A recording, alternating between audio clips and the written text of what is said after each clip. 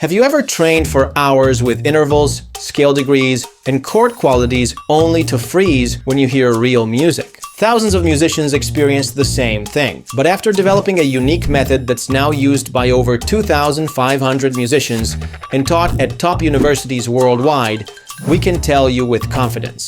There's one skill that holds the key to fully unlocking your ear, and almost no one is talking about it. Without it, real musical recognition, especially in complex non-diatonic contexts, just doesn't work. But once you develop it, you can start to recognize notes and chords by ear quickly, even the ones that fall outside the key, without ever thinking in intervals. In this video, we'll walk you through that skill, explain why it matters, and show you how to start developing it step by step. But before we dive in, don't forget to like and subscribe so you don't miss our upcoming videos. The skill we're talking about is tonic retention. Tonic retention is your brain's ability to keep the tonic and the tonality stable in your mind while you listen, transcribe, improvise, or analyze music. Without it, even if you can initially identify the tonic, you will lose track of it as soon as a few notes go by. Tonic retention is one of the essential backbones of recognizing notes and chords quickly and intuitively, improvising fluently, and composing music straight from your imagination. It's also what allows you to recognize notes outside the key, because when your internal sense of key is solid, anything that doesn't belong to that key stands out immediately. But instead of talking about it, I want you to experience it. So you'll hear a simple chord progression in a major key, and on top of that, we'll play a sequence of notes. Some notes will be inside the key, others will not. As each note plays, a random letter will appear on the screen.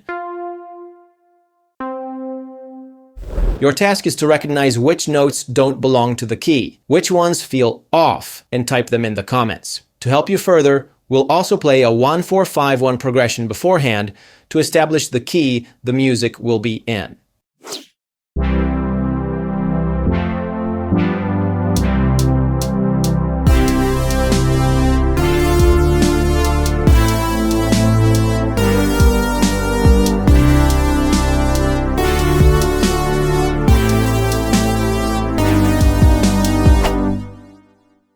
Drop the letters you think were outside the key in the comments. This was the correct answer. If you weren't able to spot them, that's okay. It means you still need to familiarize yourself with the tonality, and what we're going to do in the next sections of the video will help. On the other hand, if you were able to spot the wrong notes, that's great. You just got a taste of what good tonic retention feels like. But this isn't real tonic retention, because the chord progression was constantly helping you by stabilizing your internal sense of key. Now let's repeat the test, but this time you'll only hear the 1-4-5-1 progression once before the melody begins. After that, it's just the notes. No chords, no harmonic support, no help in stabilizing your internal sense of key. This simulates what happens in your mind when you try to recognize notes. So, are you ready to type the notes that are outside the key in the comments? Let's go!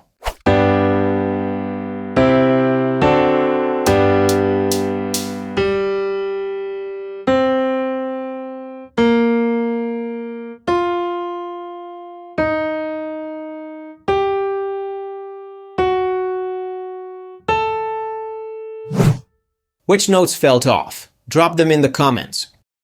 This was the correct answer. If you got them, your tonic retention is likely at a decent level already. If not, don't worry. It's normal. It just means your internal map of the key isn't stable yet. And the key to stabilizing it is what we'll cover next. But before doing that, let me clarify this point. When tonic retention is strong, your brain creates a kind of musical grid, a layered internal framework of the 7 notes in the key. Your mind expects a certain set of sounds to show up.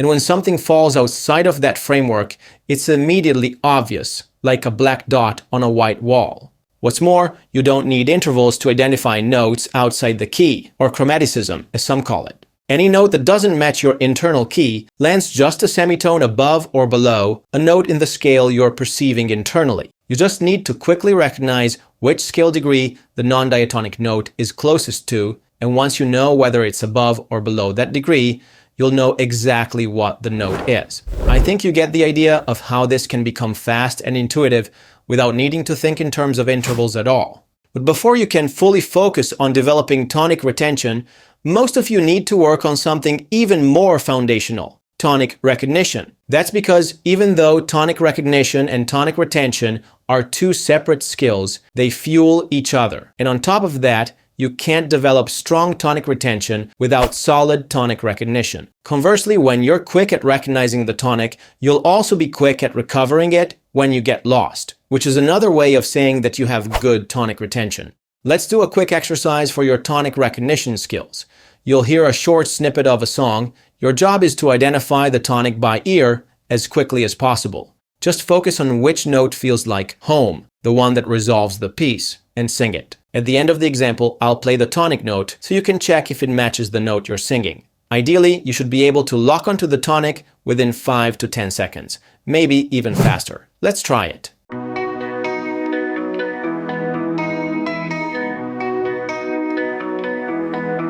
I got a drawer full of empty words. Here is the tonic note. Drop a comment if you were able to recognize the tonic quickly enough. If you nailed it, fantastic. But if not, that's okay. Most of our students start there. And honestly, I started even further behind. But there's one mental shift that helps unlock quick intuitive tonic recognition, and we explore it in this video right here with Matt, one of our students. You have permission to sing the wrong notes, okay? So don't think about the notes, don't think, just sing them and try to experience how they feel, sing a few of them, and then try to pay attention to which one feels like it's going to resolve the music.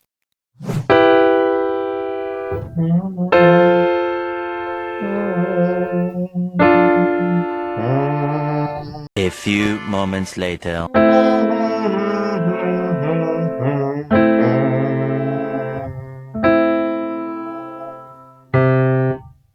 Is this one? So that was it. That was the tonic.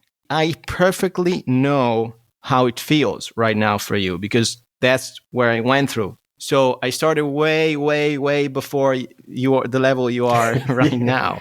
You're thinking like, how do I pull it off consistently every time?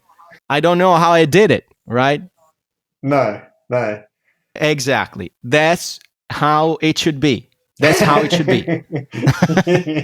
It means that you're doing the right thing. Yeah. It means that you're doing the right thing. You will make mistakes. You're going to recognize the tonic a bit more consistently. Maybe right now it's 2 out of 10. You're going to start getting 3 out of 10, 4, 5, 6 out of 10, and then 7, then 8, and then it's like, oh yeah, I can recognize the tonic, no problems. I think what was helpful there particularly was you saying you have permission to sing the wrong notes, because I feel like, so there was times that because those chords you were playing are a little above my vocal range, and as you know, I have trouble singing the octave below, so I feel like I'm not quite hitting the right note, but it seems like that didn't even really matter. I could get the wrong note, but it would gradually kind of self-correct as the chord progression kept playing. Yes, exactly, because you have good pitch matching skills, and that's why it's important to follow the step-by-step process. Because if you weren't able to match pitch properly, this thing wouldn't work for you. But now you can be confident that you are singing the right notes. You might hit a wrong note, but then it self-adjusts, like you're saying. It will be difficult for you to sing a note that's out of key at this moment in time. It will be literally difficult to hold onto a note out of key. Yes, it feels wrong. Yeah, exactly. Your brain started to develop the perception of tonality. It's just that it's not stable yet. The problem is that it's not stable yet.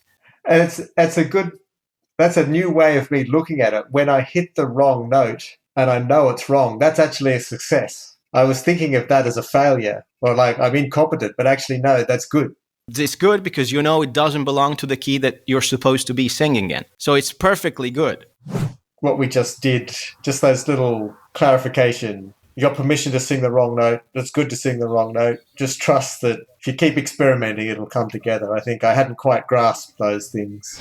These, along with other tips and essential thinking strategies, have helped Matt and hundreds of others recognize the tonic quickly and strengthen their tonic retention skills. Make sure to like and subscribe if you don't want to miss them in our upcoming videos. If you're serious about developing a real musical ear, click the link in description to access our free online workshop. We'll walk you through a preview of our full method, show you where to start based on your current level, and give you real, science-based exercises that make a big difference. And if you're not ready for that yet, no worries. Although we talked mostly about recognizing notes, everything we said applies to chords and non-diatonic chords as well. The challenge is that it only works if you use a very specific thinking strategy, one that's quite different from the default approach most musicians adopt. It's not about recognizing intervals or identifying whether a chord is major, minor, and so on. In fact, we actually tell our students not to use those approaches because they block intuitive chord recognition. Click here to watch the next video, where we break down the exact thinking strategies for recognizing chords by ear intuitively and reliably, and show a few exercises to help you get started.